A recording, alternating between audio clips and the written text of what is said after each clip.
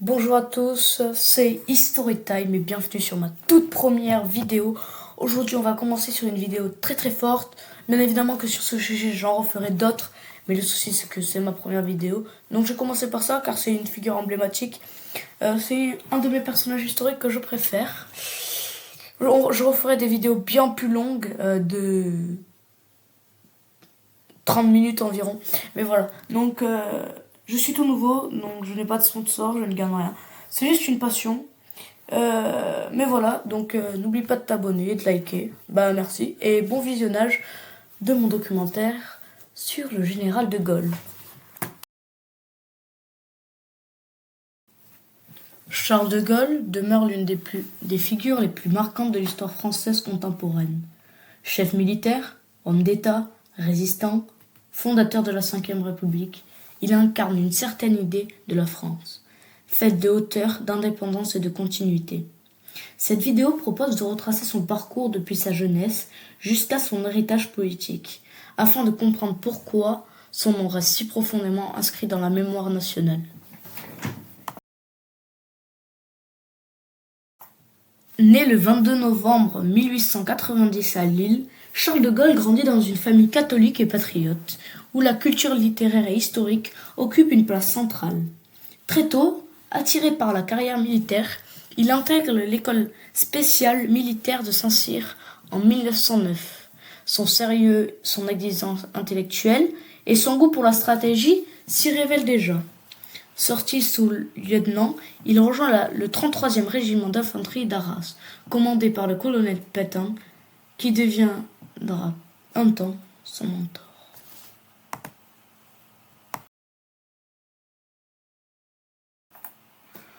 En 1914, De Gaulle participe aux premières grandes batailles du conflit.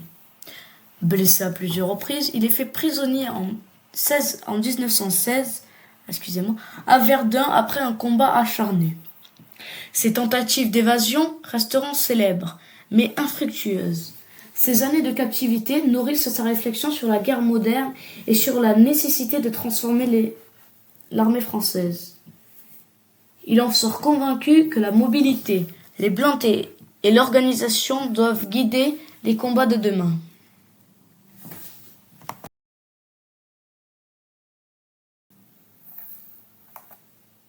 Durant les années 1920-1930, De Gaulle publie plusieurs ouvrages dans lesquels il défend les idées novatrices, notamment l'utilisation massive des chars, peu écoutée dans une France encore figée dans la doctrine défensive de la ligne Maginot. Il poursuit néanmoins son travail intellectuel tout en gravissant les échelons de l'armée. En 1939, il est nommé colonel.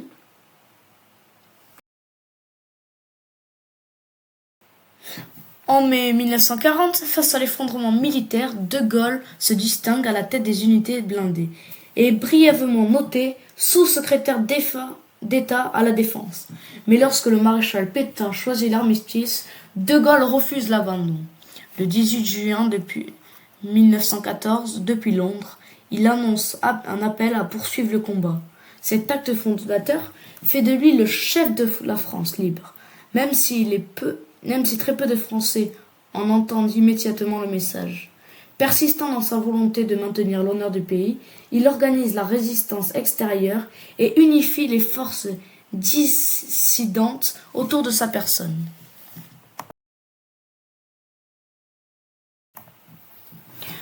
En 1944, il dirige le gouvernement provisoire de la République française, GPRF, et s'efforce à restaurer l'autorité d'État, d'éviter la réputation sauvage et de redonner une légitimité institutionnelle au pays.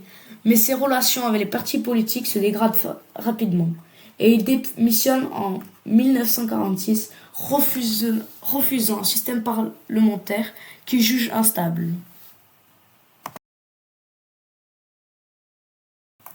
La crise algérienne ramène De Gaulle devant la scène en 1958.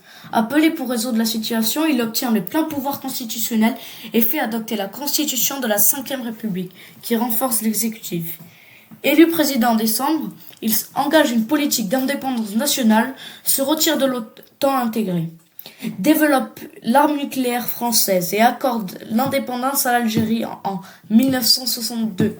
Sur le plan extérieur, il lance de grands projets de modernisation, tandis que son style de gouvernance, solennel et vertical, divise autant qu'il fascine. Les événements de 1968 ébranlent son autorité.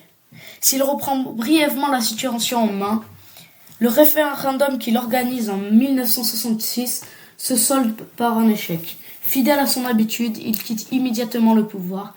Il se retire à Colombey-les-Deux-Églises, où il consacre l'écriture de ses mémoires.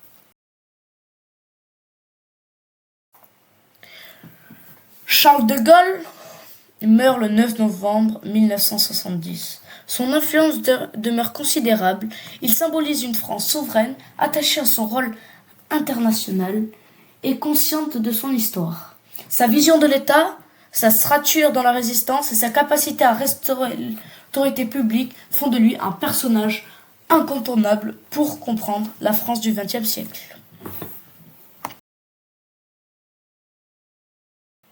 La figure du général de Gaulle dépasse la simple biographie, elle incarne un rapport singulier entre homme, un peuple et une idée.